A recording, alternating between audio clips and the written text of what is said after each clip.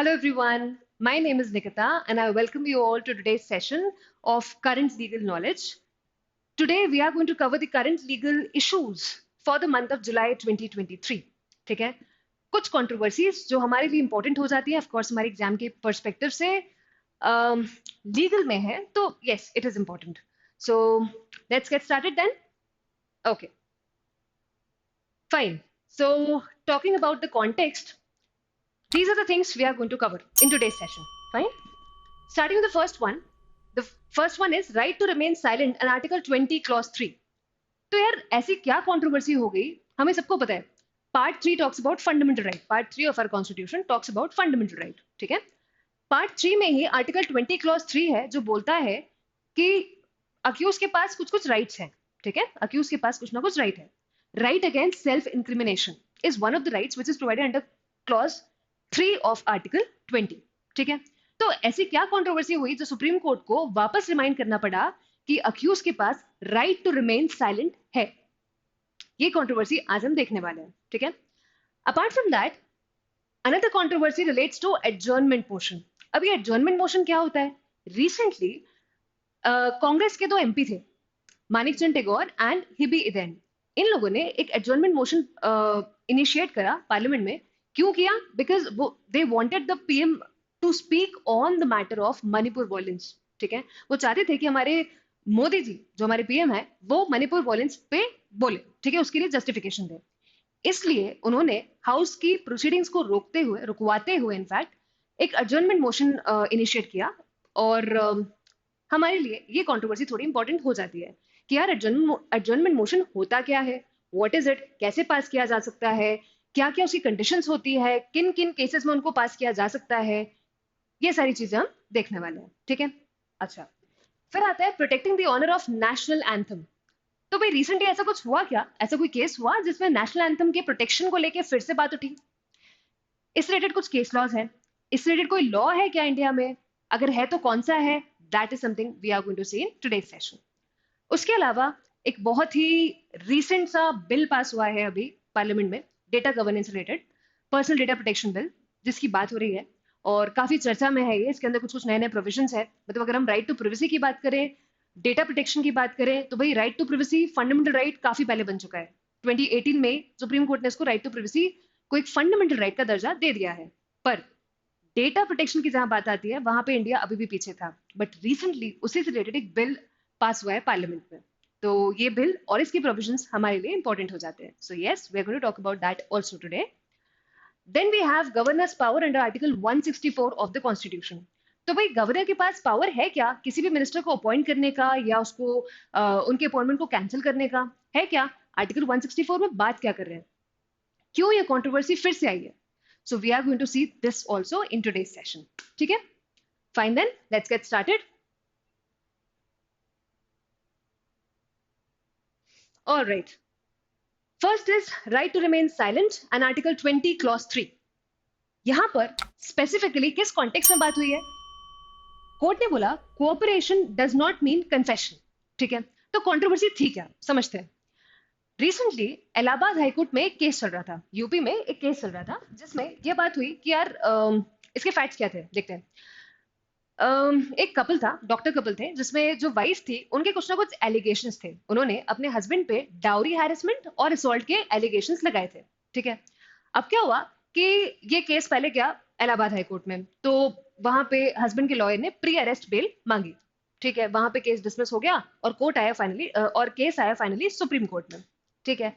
जब supreme court में case आया तो बात यह हुई कि जो हस्बैंड के लॉयर थे ना, उन्होंने एडजर्नमेंट मांगा. एडजर्नमेंट क्या होता है? टाइम बीइंग के लिए सस्पेंशन, मुझे और टाइम चाहिए, उस टाइप से. तो वाइफ के लॉयर ने, वाइफ के एडवोकेट ने बोला कि यार ये तो गलत है, इनको तो एडजर्नमेंट बिल्कुल नहीं मिलना चाहिए, कोर्ट को यहाँ पे इंटरफेयर करना ही नहीं चाहिए. क्यों नहीं करना चाहिए? क्योंकि इन्होंने, जो हस्बैंड है, इन्होंने हमारे साथ इन्वेस्टिगेशन में कोऑपरेट नहीं किया. ठीक है. तो इस पॉइंट पे सुप्रीम कोर्ट ने बोला कि इन्हें एडजर्नमेंट डेफिनेटली मिलेगा. And there is one thing which you need to understand. वो क्या है कि अगर अक्यूज्ड किसी चीज पे नहीं बोलना चाह रहा है, मतलब अगर वो किसी क्वेश्चन का जवाब नहीं देना चाह रहा है, वो क्वेश्चन ऐसा है जो उसको सेल्फ इंक्रिमिनेटरी नेचर का है. ठीक है. अगर अक्यूज ने उसका जवाब दिया, मतलब क्या, वो खुद ही उसमें फंस जाएगा. ठीक है। तो ऐसी कोई भी चीज जो उसी के अगेंस्ट जा रहा है, आप उसको फोर्स नहीं कर सकते हो बोलने के लिए।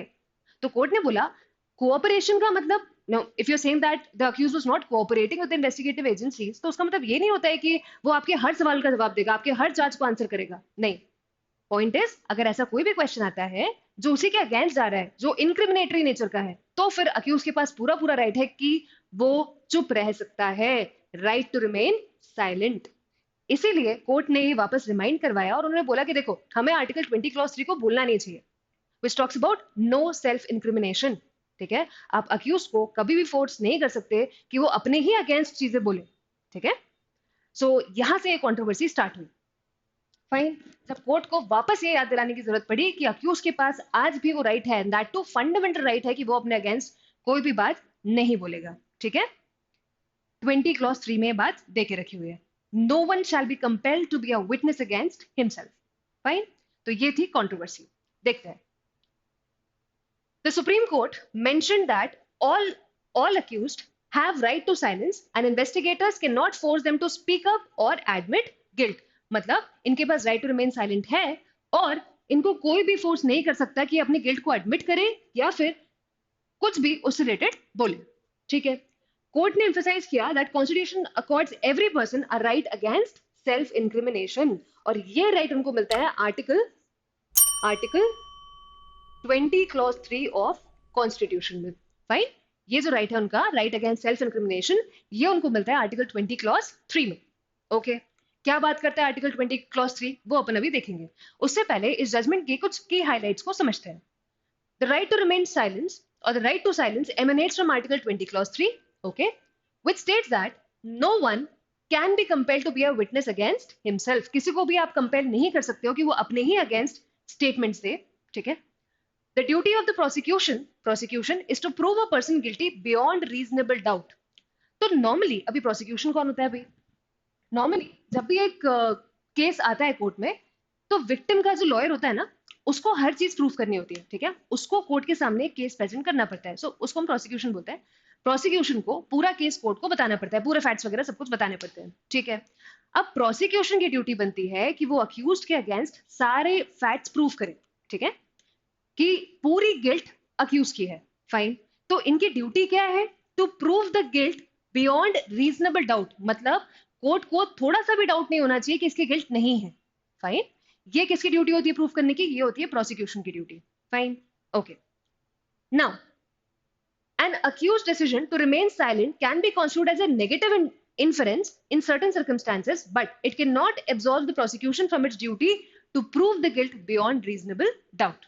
मतलब अगर अक्यूज चुप है, ऐसे केस में अगर अक्यूज चुप है, तो कहीं ना कहीं कोर्ट एक नेगेटिव इंटरफेरेंस जरूर ले सकता है, एक नेगेटिव इन्फरेंस जरूर ले सकता है कि शायद कुछ ना कुछ गड़बड़ है। अक्यूज नहीं बोल रहे मतलब कुछ ना कुछ गड़बड़ है, पर इसका मतलब ये नहीं है कि प्रोसिक्यूशन की ड्यूटी खत्म हो जाएगी। ठीक है, उसको तो प्रूफ करना पड़ेगा कि नहीं he is guilty, that too beyond reasonable doubt. Fine, तो ये कुछ चीजें थी जो कोर्ट ने इस केस में बताई। अब let's talk about the constitutional provision, जो हमारी काम की चीज है। होता क्या है, लेट्स अंडरस्टैंड। आर्टिकल 20 बात करता है, article 20 grants protection against arbitrary and excessive punishment to an accused person.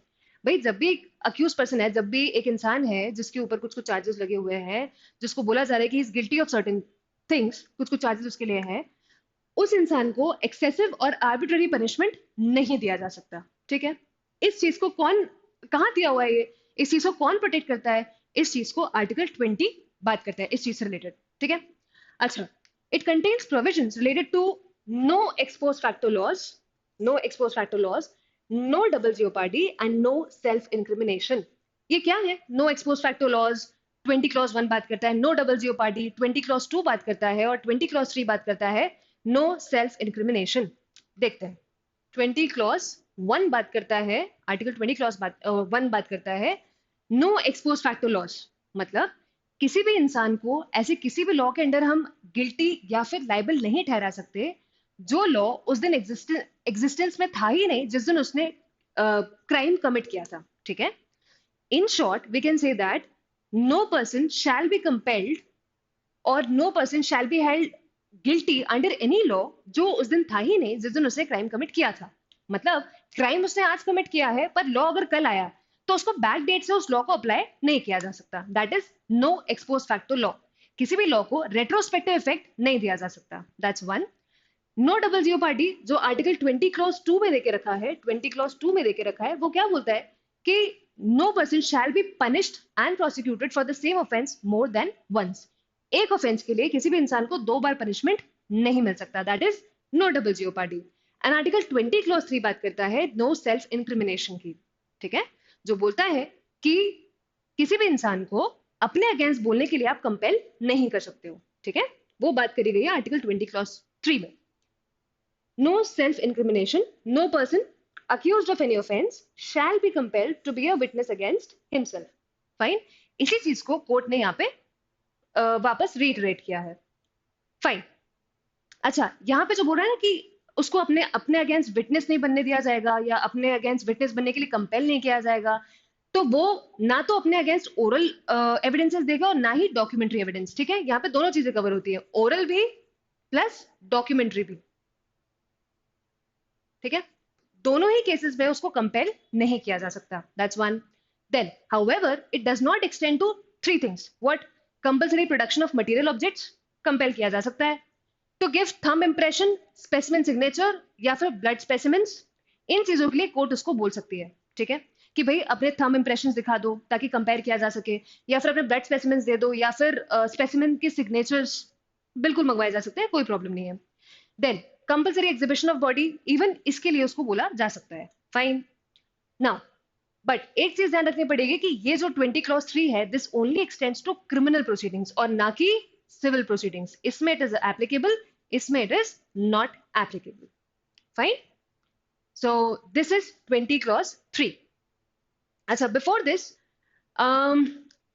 यहां पर 20 क्लॉज 3 के साथ नॉर्मली सेक्शन 20 क्लॉज 3 के साथ नॉर्मली सेक्शन 161 क्लॉज सबसेक्शन 2 को ऑफ सीआरपीसी पढ़ा जाता है. ठीक है, वहां पे भी सेम बात बोली गई है. वो बोलते हैं कि अक्यूज्ड को, ऑफ कोर्स अक्यूज सारी इन्वेस्टिगेटिव एजेंसी जो भी उससे क्वेश्चंस पूछेगी वो उनको ट्रुथफुली उन सारे क्वेश्चंस का जवाब देगा. ठीक है, पर ऐसे कोई भी क्वेश्चंस जो कि इंक्रिमिनेटरी नेचर के हैं, जो उसके गिल्ट प्रूफ करने वाले हैं, उन क्वेश्चंस के लिए वो चुप रह सकता है.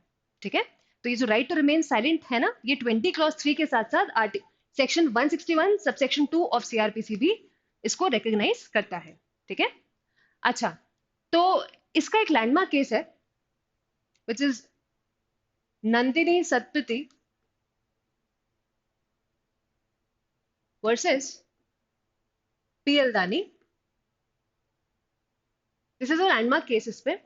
इस केस में क्या बात हुई थी? इस केस में बेसिकली ये हुआ था कि एक सीएम थी उड़ीसा की, उनको ना इन्वेस्टिगेशन के लिए पुलिस ने बुलाया था. ठीक है, अब इन्वेस्टिगेशन क्यों चल रही थी? इनकी जो भी इनकम के जो भी सोर्सेस थे ना, उससे ज्यादा इनके पास इनकम थी. डिसप्रोपोर्शनेट एसेट्स इनके पास थे. मतलब जहां जहां जो सोर्सेस थे, जितनी इनकम आनी चाहिए थी, उससे वे वे वे बहुत ज्यादा थी. ठीक है, बहुत ज्यादा इनकम थी इनके पास.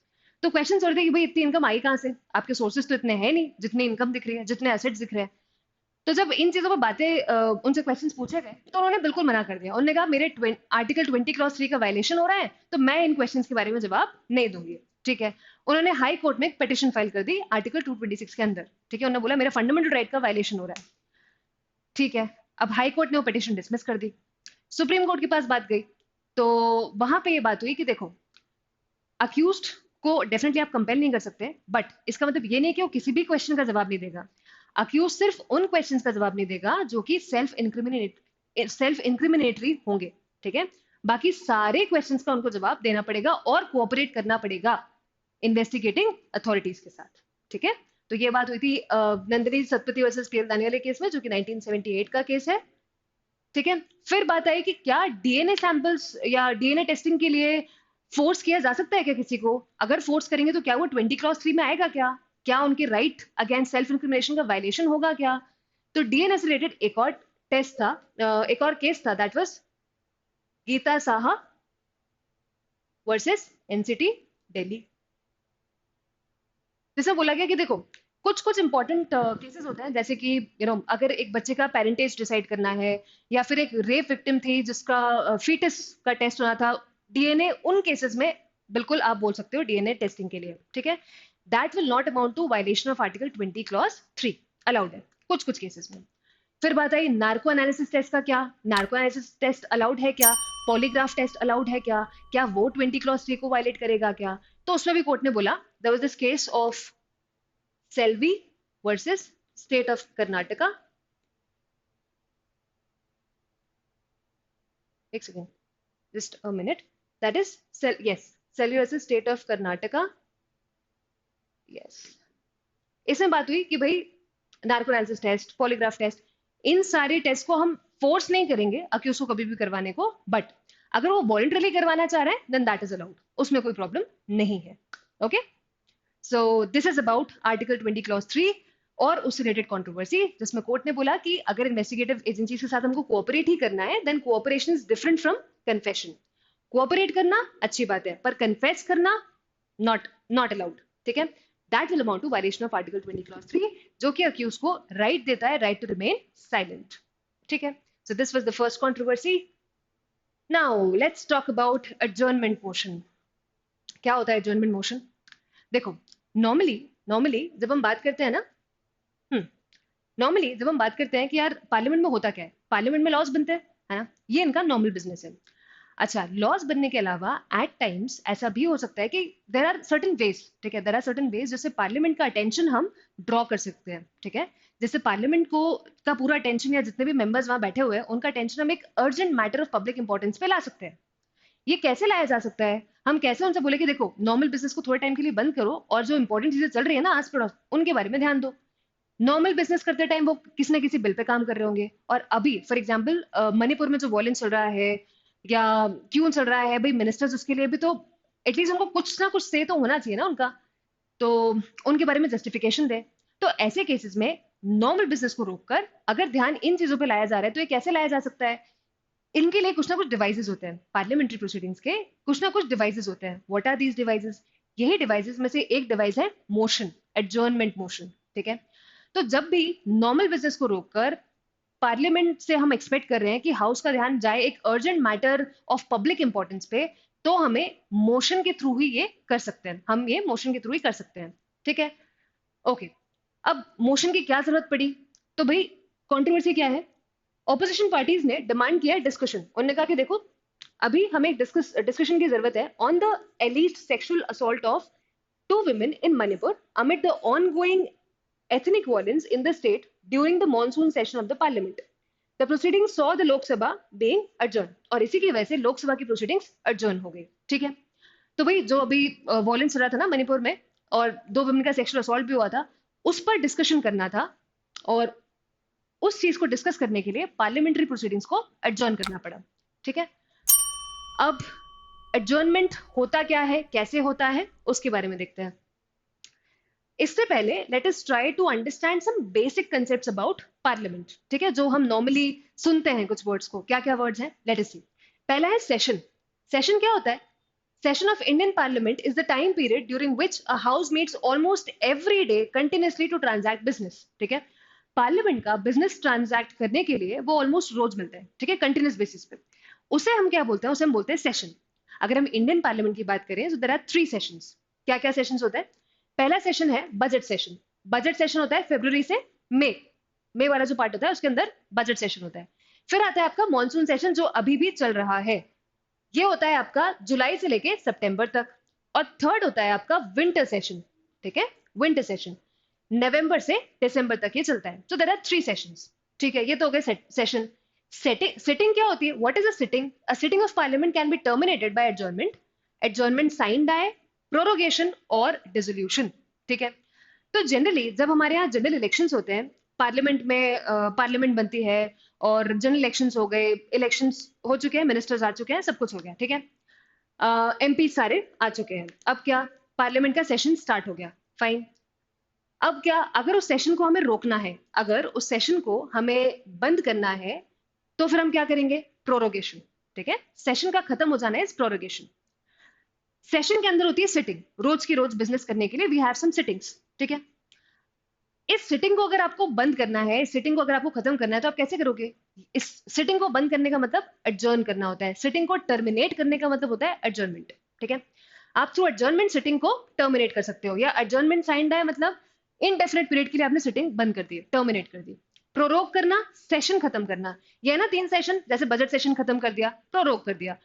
डिसोल्यूशन क्या होता है? डिसोल्यूशन इज पूरे लोकसभा को ही डिसॉल्व कर दिया. ठीक है, fine.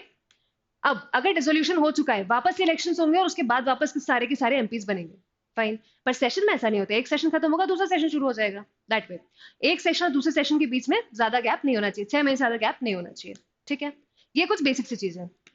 Now the period between the prorogation of a house and its reassembly in a new session is called recess. बीच के पीरियड को हम बोलते हैं रिसेस. ठीक है, तो ये कुछ बेसिक सी चीजें हैं जो हमें पता होना चाहिए when we are talking about parliament. चलो, let's talk about the adjournment motion now. तो भाई adjournment suspends the work in a sitting. एक सिटिंग का जो भी काम है ना, उसको सस्पेंड कर देता है आपका adjournment. Fine. For a specified time which may be hours में हो सकता है, डेज में हो सकता है, वीक्स में हो सकता है. In this case the time of reassembly is specified.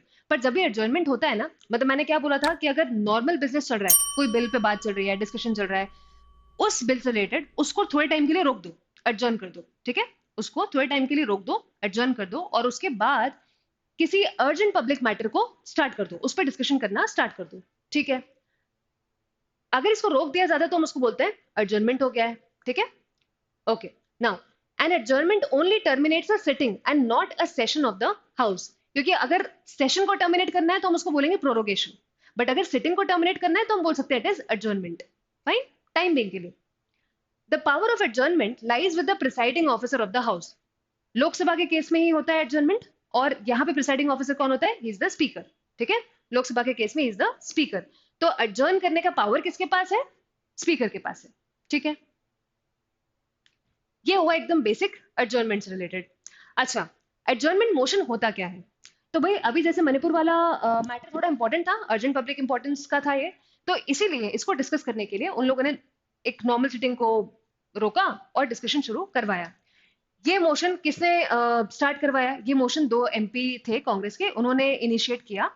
और ये मोशन आप तभी इनिशिएट कर सकते हो when you have a support of 50 people. ठीक है, कम से कम 50 लोगों का सपोर्ट आपको होना चाहिए वहां पे. ठीक है, इस टाइप के जो मोशन होता है, एडजर्नमेंट मोशन जो होता है, उसको आप हर किसी टाइम पे नहीं कर सकते हो. अगर इसके अंदर आपका डिस्कशन शुरू हो जाता है, मोशन पास हो जाता है, और आपका अगर डिस्कशन शुरू हो जाता है, तो कम से कम वो 2.5 घंटे डिस्कशन चलना चाहिए. ठीक है, बहुत ही स्पेसिफिक मैटर पे होना चाहिए, रेपिटेटिव नहीं होना चाहिए, और बहुत फैक्चुअल होना चाहिए. ये कुछ कुछ चीजें हैं. ठीक है, और बहुत इंपॉर्टेंट मैटर होना चाहिए. ठीक है, तभी आप एडजर्नमेंट मोशन के लिए ला सकते हो, अदरवाइज नहीं ला सकते हो. ठीक है, ये कुछ बेसिक सी कंडीशंस है. अच्छा, जब हम एडजर्नमेंट की बात करते हैं तो एडजर्नमेंट मोशन और एडजर्नमेंट साइन डाई, ये 2 कंसेप्ट आते हैं. देखते हैं होता क्या है. जब हम एडजर्नमेंट साइन डाई की बात करते हैं, it means terminating a sitting of parliament for an indefinite period. Sine die का मतलब क्या होता है? इनडेफिनेट पीरियड के लिए. मतलब जब स्पीकर ने बोला ना कि चलो इसको हम एडजर्न कर देते हैं, आज की सिटिंग को एडजर्न करते हैं, तो इसको एडजर्न तो उन्होंने कर दिया, पर उन्होंने डेट नहीं बताई कि वापस कब आके बैठना है, रीअसेंबल कब होना है. उन्होंने अगर डेट नहीं बताई, मतलब it will be adjournment sine die. ठीक है, इनडेफिनेट पीरियड के लिए, जब तक वापस नहीं बुलाएंगे तब तक it is adjourn. When the house is adjourn without naming a day for reassembly, it is called adjournment sine die. Fine. वहीं the power of adjournment sine die lies with the presiding officer of the house, obviously speaker. इस case में it is the speaker. ये हो गया adjournment motion और adjournment sine die. Fine. अच्छा, और एक बात ध्यान रखने वाली ये है कि जब हम एडजर्नमेंट की बात करते हैं, इट्स एन एक्स्ट्राऑर्डिनरी डिवाइस. ठीक है, इट्स एन एक्स्ट्राऑर्डिनरी डिवाइस जिससे आप पार्लियामेंट का अटेंशन ग्रैब करने की कोशिश करते हो. ठीक है, कुछ इंपॉर्टेंट मैटर्स पर. तो इसको आप हर कभी यूज नहीं कर सकते हो. एक्सेप्शनल केसेस में, इंपॉर्टेंट केसेस में ही इसे यूज करना चाहिए. Fine. Okay, so this was about adjournment motion. Yes. Next, let's come to the protection of honor of national anthem. क्या हुई रिसेंट कंट्रोवर्सी? क्यों ये वापस नेशनल एंथम वाला केस आया? तो यार, श्रीनगर में एक इवेंट चल रहा था. ठीक है, जिस इवेंट को गवर्नर वहां के अटेंड कर रहे थे, और उस इवेंट में क्या हुआ, देयर वर 11 पीपल जिन लोगों ने नेशनल एंथम के टाइम उसको रिस्पेक्ट नहीं दिया. नेशनल एंथम जब प्ले हो रहा था तो वो लोग खड़े नहीं हुए और उन्होंने उसको रिस्पेक्ट नहीं किया. तो वहां के एग्जीक्यूटिव मजिस्ट्रेट ने उनको उनको पहले डिटेन किया और फाइनली उनको जेल भेज दिया.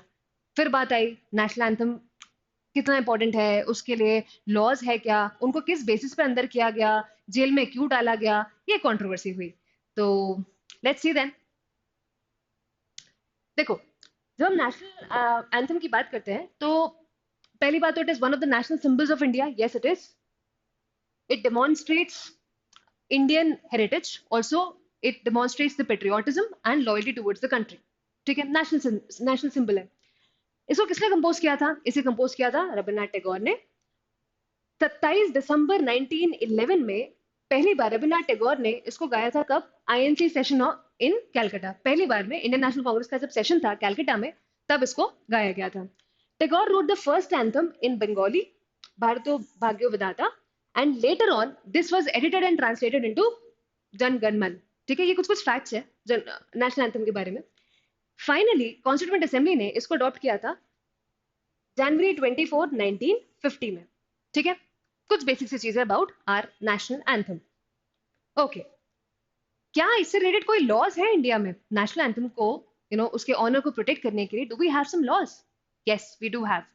अगर हम कॉन्स्टिट्यूशन की बात करें तो आर्टिकल 51A है जो हमारी फंडामेंटल ड्यूटीज के बारे में बात करता है. ठीक है, उसी में से एक फंडामेंटल ड्यूटी है जो बोलती है कि every Indian citizen has a responsibility to uphold the constitution's values and institutions as well as national flag and national anthem. मतलब ये हमारी फंडामेंटल ड्यूटी है कि हम हमारी कॉन्स्टिट्यूशनल वैल्यूज को अपहोल्ड करें और रिस्पेक्ट करें नेशनल फ्लैग की और नेशनल एंथम की. तो ये हमको दिखता है आर्टिकल 51A में. That's one. सेकंड अपना prevention of insults to national honour act 1971 का. इसको इन शॉर्ट में बोलते हैं PINH act 1971. The act stated that strict punishment will be meted out for disrespecting the national anthem and breaking its restrictions. ठीक है, तो ऐसा कोई भी इंसान अगर डिसरिस्पेक्ट करता है नेशनल एंथम को तो उसको स्ट्रिक्ट पनिशमेंट दिया जाएगा. ये हमारा लॉ बोलता है 1971 वाला. पनिशमेंट कितनी होगी? पनिशमेंट होगी अप टू 3 years और विद फाइन और with both. Fine. Okay, now इसके अलावा इन दो लॉज के अलावा we also have a national anthem conduct code of conduct. ये एकदम प्रैक्टिकल चीजों से डील करता है. ठीक है, कैसे? मतलब it provides that whenever the anthem is sung और played the audience shall stand to attention. तो जब भी नेशनल एंथम प्ले किया जाएगा ऑडियंस को खड़े होना पड़ेगा अटेंशन में. However, when in the course of a newsreel or a documentary, the anthem is played as a part of film, it is not expected of the audience to stand. तो अगर एक news reel के हिसाब से उसका part बनकर अगर ये प्ले हो रहा है या फिर एक डॉक्यूमेंट्री में अगर ये प्ले हो रहा है, देन ऑडियंस एक्सपेक्टेड नहीं कि वो खड़े हो. ठीक है.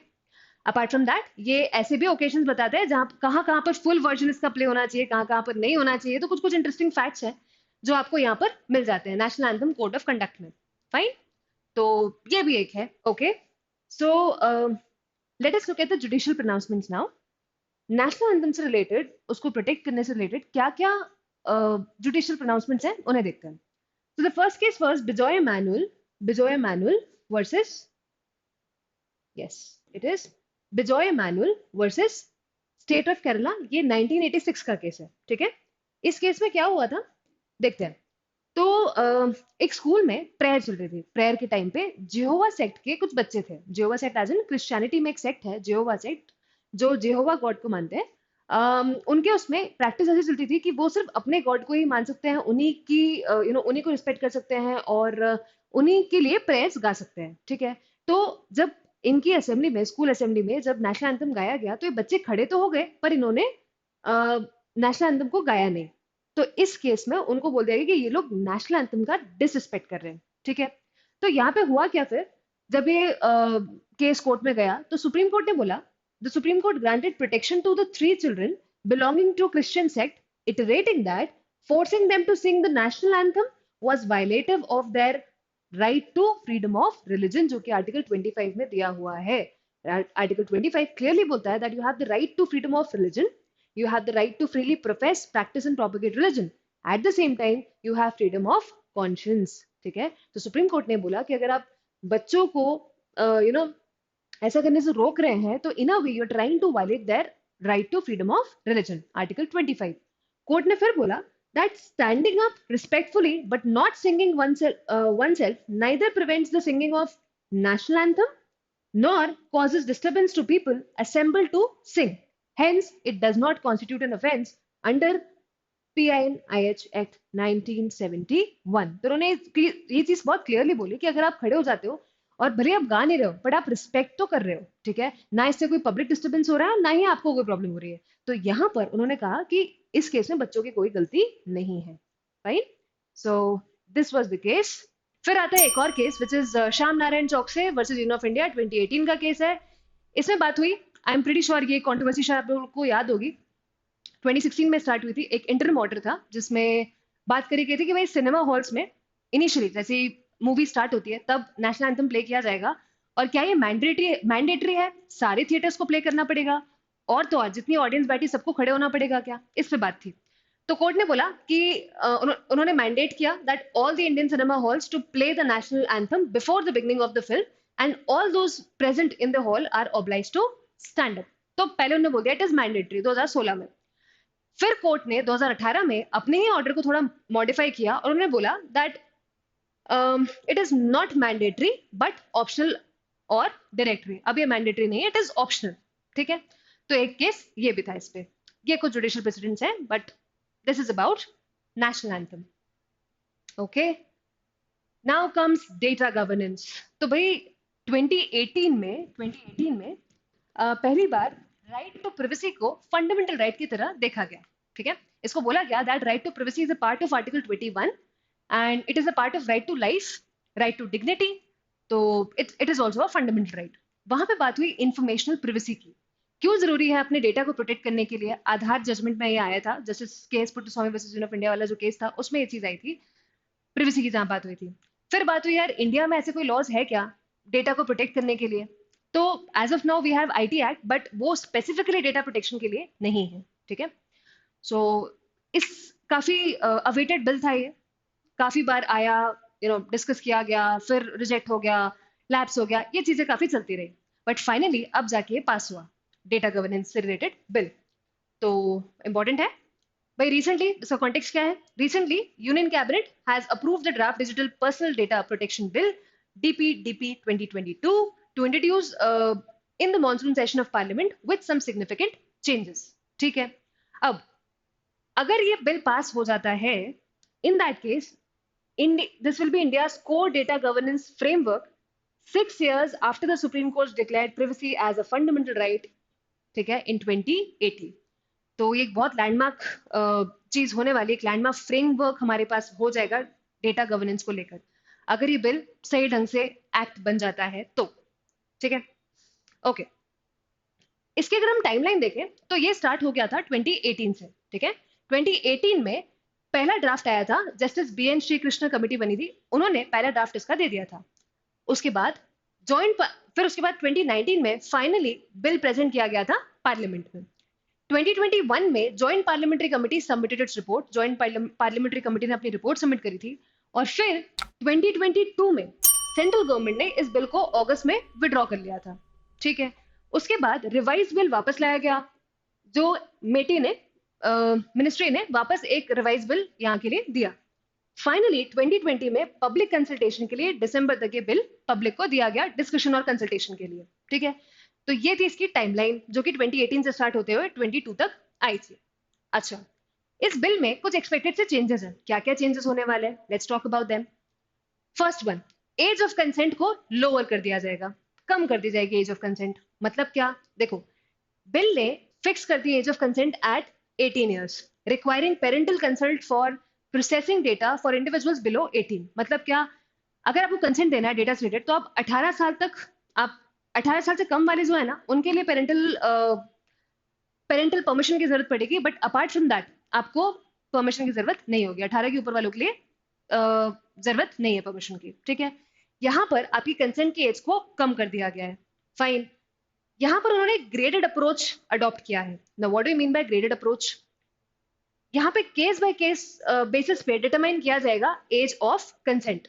ठीक है, अब ये क्यों इंपॉर्टेंट है सोशल मीडिया कंपनीज के लिए भी, देखो ऐसा करने से, ग्रेडेड अप्रोच लेने से, the change addresses concerns raised by social media companies who were arguing that a fixed age of consent would disrupt their operations and hinder services targeted at users under 18। तो 18 से कम वाले लोगों के लिए, users के लिए, उन्होंने जो भी उनकी जो भी स्कीम्स है या उनकी जो भी ऑपरेशंस है उनको ये हिंडर कर रहा था। तो इन्होंने कहा कि यार अगर तुम एक एज फिक्स कर दोगे तो ये तो गलत हो जाएगा, इसलिए सोशल मीडिया कंपनीज के जो भी कंसर्न्स थे उनको भी एड्रेस किया गया और उन्होंने कहा कि हम एक ग्रेडेड अप्रोच लेंगे, हम केस बाय केस बेसिस पे डिटरमाइन करेंगे एज कितनी होनी चाहिए कंसेंट के लिए, ठीक है। Now, this aligns with data protection regulations in the European Union and United States, where a lower age of consent is prescribed. ठीक है, तो उस ताकि हम इंटरनेशनल लॉ से भी थोड़ा सिंक कर सके, उस फॉर्म में भी ये बेटर है, लोअर एज ऑफ कंसेंट इसलिए किया गया है। नेक्स्ट बात होती है definition of child and exemptions. तो भाई बच्चा क्या है, मतलब वहां पे इसके लिए एक डेफिनेशन देके रखी है, उन्होंने बोला it includes any individual below 18 और lower age determined by the central government. Central government determine करेगी 18 से कम का जो भी है या जो भी एज होगी जो सेंट्रल गवर्नमेंट बताएगी उसे हम एज अ चाइल्ड बोल सकते हैं। Certain entities dealing with children's data may be exempted for obtaining parental consent if they can demonstrate verifiably safe data processing practices। तो कुछ कुछ एंटिटीज अगर एक वेरीफेबली सेफ डेटा प्रोसेसिंग प्रैक्टिस को यूज कर रही हैं, मतलब ऐसा डेटा प्रोसेसिंग प्रैक्टिस जिसको वेरीफाई कर सकती हैं, तो उस केस में उन्हें पेरेंटल कंट्रोल की कंसेंट की जरूरत नहीं है, ठीक है, दे आर एग्जेम्प्टेड। इसकी बात हुई है यहाँ पर। फिर आता है the ministries will evaluate platforms privacy standards for children to grant exemption. तो मिनिस्ट्री इवैल्यूएट करेगी इनके प्रिवेसी स्टैंडर्ड्स कैसे हैं, कौन सी ministry, ministry of IT and ministry of women and child development. Fine, ये हो गया with regard to the definition of child and certain exemptions, ठीक है। अच्छा, फिर क्या क्रॉस बॉर्डर डेटा फ्लोज में क्या कुछ चेंजेस आए, क्या एक्सपेक्टेड चेंजेस है, यहाँ पे कुछ रिलैक्सेशंस है क्या, बिल्कुल है। तो उन्होंने बोला कि देखो we'll shift from a white listing approach to a black listing mechanism. उन्होंने कहा हम डेटा को आराम से फ्लो करना अलाउ करेंगे, ठीक है। क्रॉस बॉर्डर मतलब एक कंट्री से दूसरी कंट्री में डेटा हमारा जा सकता है, कोई प्रॉब्लम नहीं है। The bill allows global data to flow by default to all jurisdictions other than the specified negative list of jurisdictions। मतलब जो ब्लैक लिस्टेड कंट्रीज है ना, सिर्फ उनमें डेटा फ्लो ना करे, बाकी सब में जा सकता है, कोई दिक्कत नहीं है, ठीक है। फिर it aims to facilitate data transfer to international jurisdictions, streamlines the process for business. तो यार अगर डेटा हर जगह जा सकेगा हमारा, तो बिजनेस करने में थोड़ी सहूलियत होगी, थोड़ी प्रॉब्लम्स कम होगी, फाइन, यूनिफॉर्मिटी रहेगी हर जगह, तो वो सही रहेगा। तो cross border flows, data flows related ये कुछ प्रोविजंस है, fine. Now next is global regulations regarding data protection. तो भाई इंडिया में तो हमें पता है आईटी एक्ट है, बाहर क्या है, बाहर भी क्या डेटा प्रोटेक्ट किया जाता है अच्छे से या है, तो उसके लिए लीगल फ्रेमवर्क क्या है, let's talk about that. Okay, so when we talk about EU, European union की बात करें तो वहां पे जीडीपीआर करके एक रेगुलेशन है which is general data protection regulation, fine. अच्छा, ये किस पे फोकस करता है, it has got a comprehensive data protection law for processing of personal data. तो पर्सनल डेटा को प्रोसेस करने के लिए इनके पास एक कॉम्प्रिहेंसिव डेटा प्रोटेक्शन लॉ है। अच्छा, इनके they also try to protect right to privacy, और ये मानते हैं that right to privacy seeks to protect an individual's dignity and a right over data generated, ठीक है। देयर इज, अच्छा ये तो बात होगी ईयू में वो लोग राइट टू प्राइवेसी को रिकॉग्नाइज करते हैं, पहला, और दूसरा उनके पास एक कॉम्प्रिहेंसिव डेटा प्रोटेक्शन रेगुलेशन या फिर कॉम्प्रिहेंसिव डेटा प्रोटेक्शन लॉ है, ठीक है, ईयू में तो है। व्हाट अबाउट यूएस, यूएस में कोई कॉम्प्रिहेंसिव लॉ तो नहीं है डेटा प्रोटेक्शन के लिए, बट इनका लिमिटेड सेक्टर स्पेसिफिक रेगुलेशन है, ठीक है, प्राइवेट सेक्टर के लिए अलग और पब्लिक सेक्टर के लिए अलग। तो ये सेक्टर स्पेसिफिक है, बहुत ज्यादा कॉम्प्रिहेंसिव नहीं जैसे ईयू में है, पर ये सेक्टर के लिए अलग अलग सेक्टर्स के लिए, तो ये सीन है यूएस में। तो ईयू एंड यूएस। फिर बात करते हैं इंडिया की। तो इंडिया में अपने पास आईटी एक्ट है, ऑफ कोर्स, उसमें अमेंडमेंट आया था 2008 में, और then we had this information technology intermediary guidelines and digital media ethics rules 2021, जो इंटरमीडिएरीज के लिए हैं, उन्हें रेगुलेट करती है। Then proposal of digital media act 20, digital India act 2023 to replace the IT act, अभी इसका प्रपोजल है, फाइन। सो इंडिया में ये सीन है, बट अभी तक अपने पास कोई स्पेसिफिक लॉ नहीं था डेटा गवर्नेंस से रिलेटेड या डेटा प्रोटेक्शन से रिलेटेड, ठीक है। ओके, क्या इस रिलेटेड कुछ चैलेंजेस हैं इंडिया में, बिल्कुल है, लेट्स सी क्या क्या है। There are 4 challenges. पहली बात तो इनसफिशिएंट अवेयरनेस, भाई लोगों को पता ही नहीं है कि डेटा प्रोटेक्ट करना जरूरी क्यों है, what is the significance of protecting data, या फिर इस डेटा प्रोटेक्शन से रिलेटेड क्या क्या रिस्क है, क्या क्या रिस्क है डेटा ब्रीच से रिलेटेड, तो उन सबको लेके अवेयरनेस काफी कम है, ठीक है, पहला कंसर्न तो हमारे लिए यही है। दूसरा, वीक एनफोर्समेंट मैकेनिज्म, मतलब अगर कोई इंसान डेटा ब्रीच करता भी है ना, तो उसके लिए रॉबस्ट एनफोर्समेंट मैकेनिज्म की जो जरूरत होनी चाहिए या जरूरत है, पर हमारे यहाँ वो मैकेनिज्म है नहीं, ठीक है। कंप्लायंस बहुत पुअर है, so that is one thing. Lack of standardisation, uniformity नहीं है, प्रॉपर स्टैंडर्डाइजेशन नहीं है, that is one thing. Then inadequate safeguards for sensitive data, biometric data है, हेल्थ से रिलेटेड कोई डेटा है, तो उनको प्रोटेक्ट करने के लिए, ये तो सेंसिटिव डेटा में आया, इस सेंसिटिव डेटा को प्रोटेक्ट करने के लिए we do not have a very standardised mechanism, ठीक है। सो ये कुछ कंसर्न्स हैं जो एक्चुअली थोड़ा इंपॉर्टेंट कर देते हैं कि हमें एक स्पेसिफिक लेजिस्लेशन की बहुत जरूरत है when it comes to data protection, fine. ये कुछ कंसर्न्स है। Okay, the last one is governor's power under article 164 of the constitution. तो भाई कॉन्टेक्स्ट क्या है इसका, क्यों पढ़ना है इसे, क्या कंट्रोवर्सी है? भाई रिसेंटली तमिलनाडु में वहां के जो गवर्नर थे, उन्होंने वहां के एक मिनिस्टर को डिसमिस कर दिया, ठीक है, डिसमिस कर दिया, सस्पेंड कर दिया, और इसकी वजह से कॉन्स्टिट्यूशनल कंट्रोवर्सी स्पार्क हुई। बाद में हालांकि उन्होंने अपने डिसीजन को रिवर्स किया और ऑर्डर को कैंसिल कर दिया, बट बात ये आके अटक गई कि क्या गवर्नर के पास पावर है बिना चीफ मिनिस्टर से बात करे हुए एक मिनिस्टर को डिसमिस करने का? This was a constitutional controversy. देखते हैं। तो भाई पहली बात, what are the governor's power to dismiss ministers? Governor के पास पावर है भी या नहीं है? Let's try to understand. पहली चीज, वी हैव आर्टिकल 164 जो बोलता है कि भाई chief minister is appointed by the governor without any advice from anyone. Chief minister को गवर्नर खुद अपॉइंट कर सकते हैं, but the appointments of individual ministers can only be done on the advice of chief ministers. मतलब अगर आपको individual ministers को appoint करना है तो वहां पर आपको चीफ मिनिस्टर की एडवाइस की बहुत जरूरत होगी, ठीक है। उनके एडवाइस की बिना आप नहीं अपॉइंट कर सकते, ठीक है। Therefore, the governor can dismiss the minister only on the advice of the chief minister. मतलब अगर आप अपॉइंट कर रहे हो मिनिस्टर को चीफ मिनिस्टर्स के कहने पर, तो फिर आपको मिनिस्टर्स को डिसमिस करते टाइम भी चीफ मिनिस्टर से कंसल्ट करने की जरूरत है, ठीक है। ये हुआ अपना 164। Now constitutional limitation on governor's discretion. Constitution क्या बात करता है इस बारे में? Let's see. The power to choose और dismiss a minister lies with the chief minister who represents the will of the people, ठीक है। तो ये चीफ मिनिस्टर है जो लोगों की विल को रिप्रेजेंट करता है, इसीलिए मिनिस्टर को चूज करना, मिनिस्टर को अपॉइंट करना या उन्हें डिसमिस करना, ये पावर चीफ मिनिस्टर के पास है, ठीक है।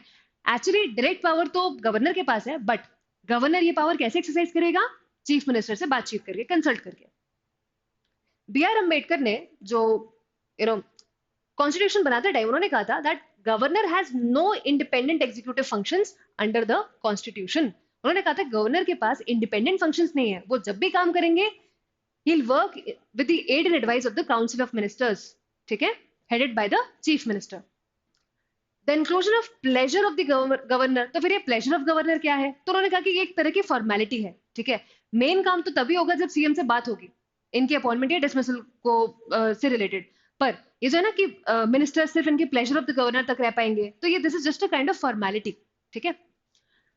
In Article 164 of the Constitution refers only to the formal act of issuing dismissal orders upon the advice of the Chief Minister. तो ये सिर्फ फॉर्मल एक्ट या फॉर्मेलिटी के फॉर्म में है, फाइन। एक्चुअल पावर उनको अपॉइंटेड डिसमिस करने का किसके पास है? सीएम के पास। जुडिशियल प्रोनाउंसमेंट इसमें भी है। तो भाई कोर्ट में जब ये बात आई तो कोर्ट में भी काफी बातें हो चुकी हैं इस पे। पहला केस था Shamsher Singh and others versus state of Punjab, 1974 का केस है। इसमें सुप्रीम कोर्ट ने क्या बोला?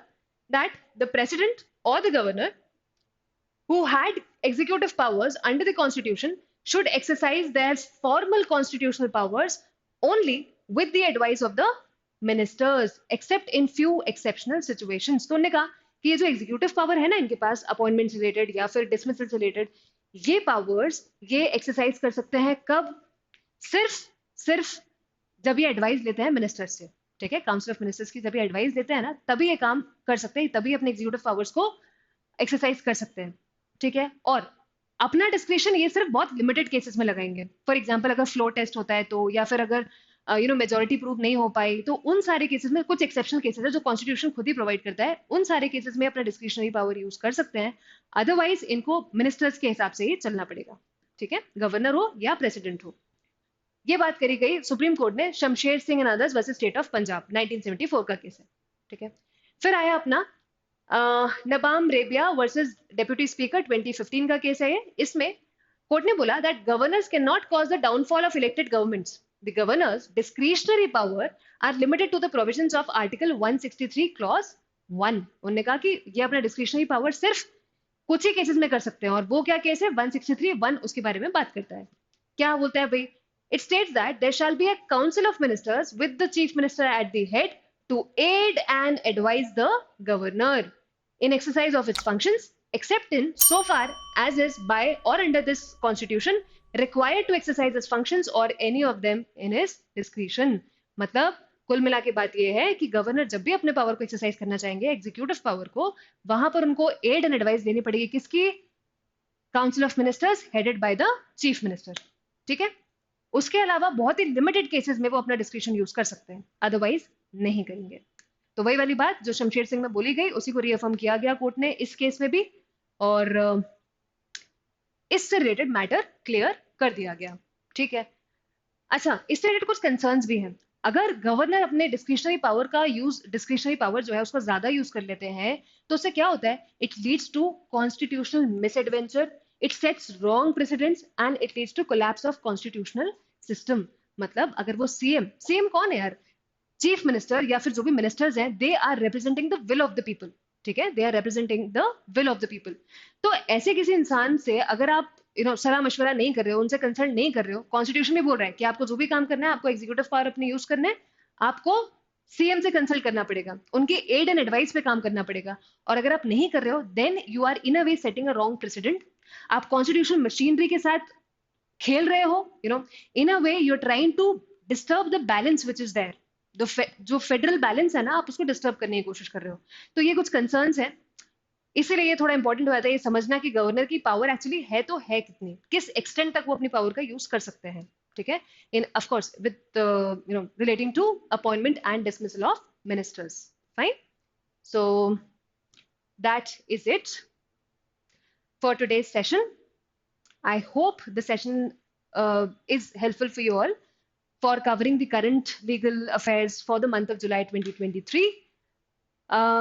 ये थी कुछ controversies जुलाई मंथ की जो कि अपने लिए important थी. इसके अलावा आज के लिए इतना ही. I'll see you in the next session with the CLK for the month of July 2020, for the month of August 2023. That's it for today's session. Thank you. Thank you. See you in the next session.